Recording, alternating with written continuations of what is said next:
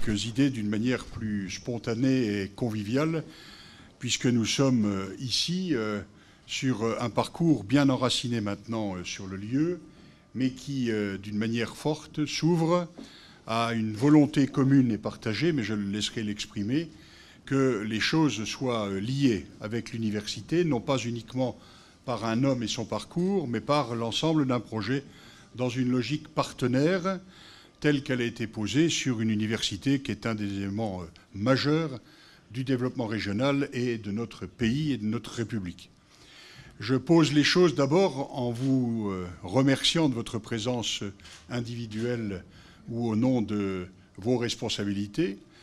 Cet élément-là posé dans ce qu'on appelle les communs du château est un élément qui n'est pas virtuel, tel que l'a indiqué le professeur Francfort, qui lui-même n'est pas virtuel. Je peux vous assurer que la personnalité de cet homme-là permet d'aller chercher très loin, très fort, la réflexion et la capacité de poser des actes quotidiens concrets en ayant toujours la tête tournée vers l'innovation et vers l'invention, avec une richesse personnelle, culturelle très forte, qui a été jusqu'ici un atout extrêmement important sur les lieux, mais aussi dans les contacts qu'il établit dans les différents pays au monde, et tout particulièrement au niveau européen, nous ayant rappelé l'histoire d'une construction européenne d'un continent qui a la chance de s'appuyer sur la diversité et la capacité de construire projets communs pour les Européens dans une logique non pas impériale, mais dans une logique de construction et de réseau. Les choses sont ainsi qu'elles font écho, et je le dis avec émotion, avec les mots que j'ai personnellement et à plusieurs reprises échangés avec Otto de Habsbourg, qui non seulement rappelait, quand il le fallait, les combats qui furent les siens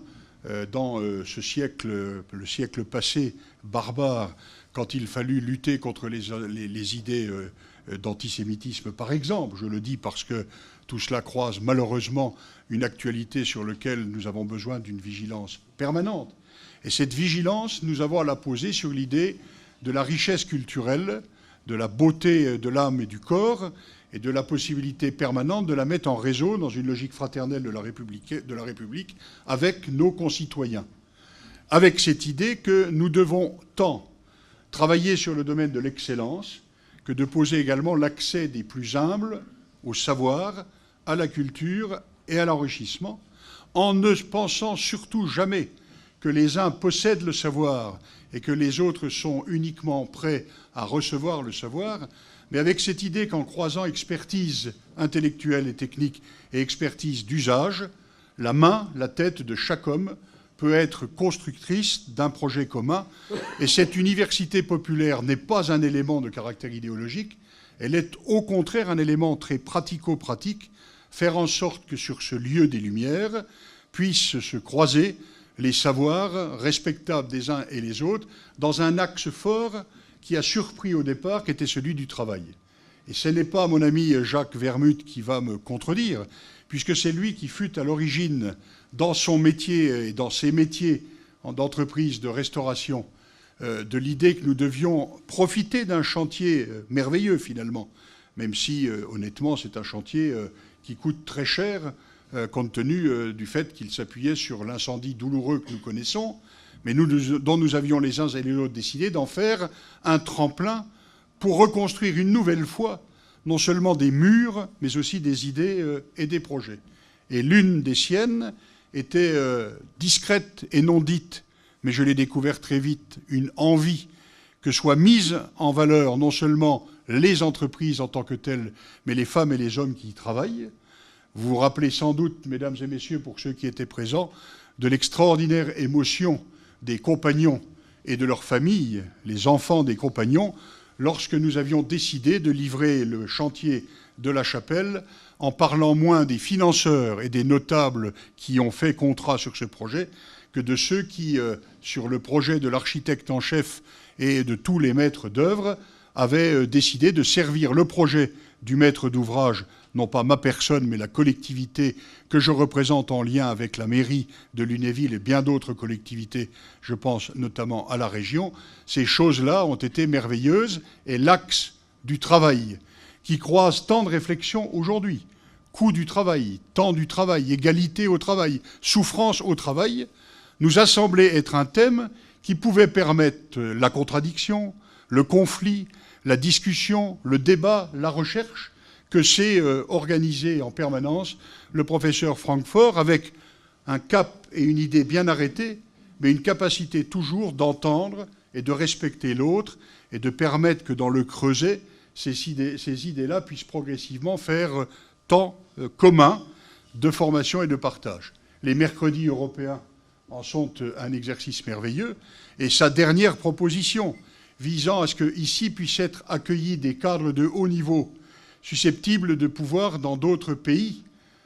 faire affaire ou faire des affaires, puissent être formés à cet endroit pour connaître, bien sûr, non seulement la langue, non seulement les techniques, mais aussi la culture et les cultures, parce que quand on rentre et quand on s'installe dans un pays dit étranger, on a beaucoup plus de chances de réussite. D'abord, si on connaît la langue, c'est sûr, mais surtout si on sait que cette langue doit être complétée toujours par le savoir, les traditions, la culture, qui est un élément fondamental. Donc, n'ayez pas peur, mesdames et messieurs, le socle culturel est important. D'aucuns ont posé la question si, en période dite de vache maigre, les moyens existeraient toujours pour conduire ce projet. J'ai pris un engagement sur les investissements. Je le tiendrai jusqu'au bout. Chaque euro faisant l'objet du remboursement d'assurance est et sera réinvesti à la restitution des lieux et à l'embellissement des lieux. Le département y met d'ailleurs des moyens qui vont au-delà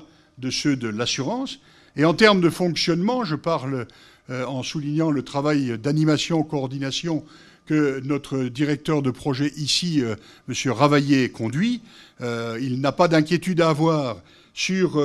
les moyens disponibles. Ils sont en diminution permanente. Non, je plaisante. Nous essayons de les maintenir comme nous pouvons. Je sentais déjà poindre sa démission. Mais en même temps, nous essayons de faire en sorte qu'il puisse s'articuler le plus possible avec toutes les initiatives pour qu'on puisse faire en sorte que chaque euro soit valorisé au mieux au service du projet commun. Et donc, des choses ont fortement été ancrées ici, en ces lieux. Je pense à la cavalerie, je pense à la sculpture et à la peinture, je pense à la musique, je pense à la photographie, dont nous avons, il n'y a pas très longtemps, mis en place un très bel espace animé par notre bande de passionnés autour de l'ami Didyme d'une manière assez extraordinaire, parce qu'on fait des choses sobres, mais belles, et on les inscrit toujours dans la durée. Alors, ces choses-là suffisaient pour faire vivre ce qu'on appelle un projet culturel, avec l'idée que, naturellement, les gens viendraient au fil des expositions, au fil des événements proposés. Nous nous méfions de ce qui pourrait très rapidement redevenir l'habitude et le laisser aller. Et dans ce domaine, nous avons pensé qu'il fallait redéfinir très fortement maintenant un axe fort de lisibilité du château à partir de l'ensemble de ce que je viens d'indiquer. Et il se trouve, là encore, que M. Vermut, compte tenu de son parcours et de son histoire, une idée assez décapante a été proposée. Ne pourrait-on pas, concomitamment à la délocalisation ou décentralisation de Beaubourg-Metz, imaginer que l'on puisse lancer un processus de même type du CNAM Paris vers le château de Lunéville, puisque, nous disait-il, vous avez décidé de mettre la question du travail au cœur de l'ensemble du projet. Qui dit travail dit bien sûr technique, dit métier, dit parfois métier d'art, mais il y a bien d'autres champs possibles. Et en tout cas, l'idée de s'appuyer sur la notion de science et de technique et de culture scientifique se posait naturellement, croisait la question du travail et croisait également la question européenne. Pourquoi ? Parce que nous avons décidé de relire les écrits, les travaux et les chantiers qui ont été conduits par l'abbé Grégoire, que ces travaux s'inscrivent dans une logique des Lumières dont nous avons souhaité que ce soit un axe essentiel de développement du château, et je ne veux pas enfermer non plus les choses dans une approche qui ne serait que patrimoniale et muséographique, avec la belle idée du CNAM pour laquelle nous développons également dans le domaine de l'entreprise des formations, mais que nous puissions saisir les réflexions du temps pour poser la question de l'articulation du château avec l'innovation. Et donc, dans ce domaine, je viens de tenir quelques réunions de travail préparatoires, notamment en essayant de faire en sorte qu'une synthèse puisse être faite avec les travaux préparatoires à l'arrivée du CNAM et le travail de réflexion et de conseil de Gérard Benamou, puisqu'il s'agit d'aller vers la modernité. Il nous a semblé que saisir la préoccupation nationale visant à mettre en œuvre 34 chantiers industriels majeurs. Nous avions notre place dans cette possibilité d'articulation d'un lieu d'histoire et de culture avec une démarche de technique et d'industrie. J'y reviendrai, mais en complément, bien entendu, le pacte qui vient d'être signé entre une Lorraine qui veut se rassembler pour qu'on n'oublie pas qu'elle est la 4e région industrielle de France, il puisse être construit dans le pacte signé entre l'État et les collectivités locales, une logique de développement axant aussi le travail sur les matériaux, les procédés et l'énergie. Et donc nous nous sommes tournés vers les capacités assez extraordinaires d'écoute, malgré la lourdeur du chantier de mise en place de la belle Université Lorraine. Je suppose que tout cela est un long fleuve aussi tranquille que celui de la gestion du département de Meurthe-et-Moselle. Bien plus tranquille, oui, j'ai bien compris. Mais en tout cas, nous avons eu une oreille immédiatement attentive, ça vaut pour d'autres lieux, sur cette idée qu'au-delà de la convention que des organismes bien élevés et rendant compte de l'utilisation des deniers publics sont tenus de signer ensemble sur l'action et le travail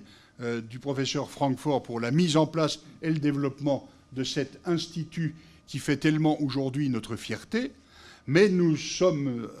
avons commencé à évoquer l'idée d'un partenariat plus global, puisque ce que je viens de dire sur l'industrie, ou que je dis sur les matériaux, les procédés et l'énergie, bien entendu, a besoin d'imaginer son appui sur des laboratoires universitaires, sur des laboratoires de recherche, sur des colloques, sur des événements qui permettent de développer l'ensemble de ces idées. Alors, les idées peuvent vous apparaître lointaines. Détrompez-vous. Nous sommes, par exemple, à quelques kilomètres de Baccarat. Baccarat, c'est sûr, c'est une première animation, c'est la présentation de la beauté des pièces et des créations historiques ou contemporaines de Baccarat. Mais Baccarat, mesdames et messieurs, c'est aussi un combat permanent sur la question d'un matériau extrêmement difficile à maîtriser et posant des problèmes contemporains de compatibilité alimentaire et également de comportement, par exemple, dans un moule fabriqué au Sirtès avec des procédés extrêmement nouveaux au plan technologique de prototypage de pièces ou de prototypage de moules. On voit bien quel est l'intérêt de poser ici, en complément de la présence de Baccarat, une réflexion par l'entrée matériaux en même temps que l'entrée travail, formation des hommes, etc., etc. Je pourrais citer bien d'autres exemples, toujours dans le domaine des matériaux. L'entreprise Solvay, ainsi que Novacarb, qui travaille le sel en permanence, dans une industrie globale de la chimie, dont on parle peu et pas assez dans notre région, tient un colloque dans peu de temps sur tout ce qui tourne autour de la chimie fine et de la pharmacie. C'est un élément qui peut très bien être présenté dans une exposition rétrospective ici, qui n'aurait pas pour objet que de raconter les siècles de vie de cette entreprise, mais qui en même temps ferait découvrir aux Lorrains la puissance et l'innovation d'une telle société et inviter par les formations et les échanges à ce que des parcours personnels et collectifs puissent être accompagnés. Au plan de l'industrie, et je terminerai par ce dernier exemple, tout le monde a dans la tête, parce que nous sommes tous restés des enfants, que les automates mériteraient un jour d'être réhabilités dans la cour des Rochers. Ne comptez pas sur moi pour faire des folies financières dans ce domaine. Mais on peut très bien reconstituer quelques-uns de ces automates et imaginer que la complémentarité entre l'histoire et l'innovation puisse bien sûr montrer les automates tout simples de l'époque elle est confrontée à la robotique et à tout ce qui, autour des mécanismes, permet le développement, pas uniquement de l'aspiration automatique de la maison, dont je trouve qu'elle est beaucoup plus facile que... Bon, non, mais si je commence sur les tâches ménagères, je sens que des gens de mauvaise foi vont rendre compte, en déformant les mots, de mes propos à mon épouse. Voilà, mesdames et messieurs, c'est tout cela qu'ensemble nous construisons pas à pas. Donc, l'aventure est collective. L'aventure est compliquée. Elle croise une situation financière qui nous oblige à la mise en réseau de nos énergies et à la mise en réseau de nos moyens financiers et de nos moyens humains. De la présence également, ne l'oublions pas, d'acteurs bénévoles et associatifs qui vont constituer demain un élément majeur du développement de notre pays, à mon sens. Toute la question du développement de l'économie solidaire, susceptible dans une logique intergénérationnelle, qu'on ne considère pas qu'une personne âgée qui était cadre en entreprise ou qui était ouvrier et compagnon dans une entreprise n'est plus sur son carnet de rendez-vous qu'une partie de bridge ou le club des anciens. Et que l'on puisse imaginer dans une logique intergénérationnelle, d'abord que la formation continue, c'est-à-dire que les gens aient envie d'accéder au savoir et à la construction de ce savoir, mais qu'également ces compétences dans les mains de femmes et d'hommes puissent être transmises dans des fabriques qui pourraient travailler dans ces murs, ainsi que dans l'atelier que nous avons préservé, notamment pour des questions ultérieures de stationnement, que sont les greniers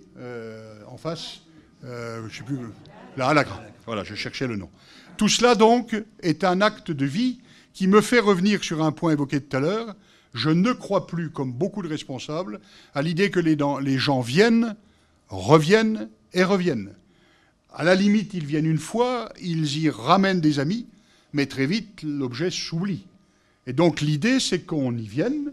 et qu'on ait envie d'y revenir. Et pour y revenir, il faut que les choses tournent, bougent, que le savoir et que la manière d'acquérir le savoir ne soit pas que par l'apprentissage théorique, mais soit également par la pratique de la fabrique. Et pour fabriquer les choses, mesdames et messieurs, il faut se parler, il faut construire projet ensemble, et il faut ensuite le mettre en œuvre. La force du mercredi européen, c'est que les gens, bien sûr, apprennent des choses. Vous ne pouvez pas savoir le nombre de témoignages de personnes qui, en toute humilité, se sont interrogées sur la place qu'était la leur dans ces mercredis et qui aujourd'hui disent le bonheur qui est le leur de sortir moins bête à la sortie d'une réunion de ce type-là que quand ils y rentraient. C'est eux qui ont prononcé ces mots. Venir faire cet acte d'apprentissage avec d'autres est déjà un signe, non pas de bêtise, mais d'intelligence individuelle et partagée. Voilà, mesdames et messieurs, ce qu'ici nous inaugurons ce soir. Une maison pour cet homme-là et son équipe, je parle de sa toute petite équipe technique, en lien avec celle du château, mais qui fait un énorme réseau de connaissances, d'enthousiasme, de convivialité, qui bouscule, au sens positif du terme, nos habitudes et qui nous permet ensemble de faire projet. Je veux dire, Monsieur le Président, combien nous sommes fiers de travailler avec cet homme-là que vous avez accepté de mettre, moyennant convention, à la disposition, parce qu'il est à la fois extrêmement respectueux du rôle de chacun, mais cet homme-là invente en permanence une augmentation de la richesse par la mise ensemble de bonnes initiatives, et je ne connais pas chez lui un mot ou une idée qui soit négatif. Par contre, si vous venez par une attitude ou par une parole à contredire les valeurs essentielles de la République, soyez certains qu'il vous le dira en direct. Il fallait pour cet institut poser les meubles et les valises, pouvoir mettre en place les premiers livres publiés, pouvoir offrir un outil de travail, de réunion et de formation, qui n'est pas un lieu refermé en soi sur lui-même, mais qui est la tête de réseau d'une action permanente, en bouillonnement culturel, en qualité culturelle et en construction de projets. Et puis, Monsieur le Président, avant de vous passer la parole, je veux sincèrement vous remercier pour votre présence personnelle. Nous sommes convaincus ensemble que nos actions convergent et que l'université doit être lorraine, mais qu'elle doit être aussi ancrée, non pas dans un seul territoire, mais dans les territoires lorrains. Il se trouve qu'en Sud-Lorrain, un territoire a été marqué par une histoire extraordinaire, d'hommes et de femmes qui avaient décidé de développer à partir du bouleversement des idées et des contrats proposés par des personnes comme l'abbé Grégoire. Mais nous sommes heureux de faire un signe très fort et d'élégance et de politesse à l'histoire, dis-je en permanence, le respect de notre passé, l'envie permanente de vivre au présent, la mise en commun de nos talents, de nos grandeurs, parfois de nos petitesses, pour être en mesure, pour nos enfants, par nos enfants, de proposer à l'avenir, un avenir à une région dont nous espérons qu'ensemble, nous avons la certitude que nous ferons mieux la région. Je dis en permanence que l'objet, c'est de faire région ensemble. Eh bien, au château de Lunéville, comme au festival de cinéma à Villerue, comme dans le projet que nous menons sur Esch-Belleval en transfrontalier, dans les aventures que nous avons à Nancy ou ailleurs, dans les collèges comme dans les lycées, dans l'université comme dans les universités populaires, avec cette idée que chacun, col blanc, col bleu, a quelque chose à apporter, si nous le respectons, à la construction commune. Merci de votre attention et bon vent à l'Institut.